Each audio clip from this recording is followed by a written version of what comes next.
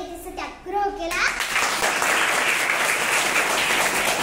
हजार लोकांना उपस्थित 20 मार्च 1927 रोजी डॉक्टर आंबेडकरांनी स्वतःचे पाणी पिऊन एक अन्यायी परंपरा संपवली. दलितांबरोबर सर्व सुधारक देखील या लढ्यात सहभागी झाले होते.